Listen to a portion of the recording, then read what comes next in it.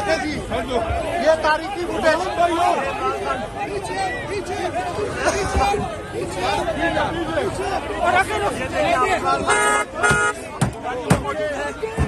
ये देखे जी, आवाम ही आवाम इमरान खान ने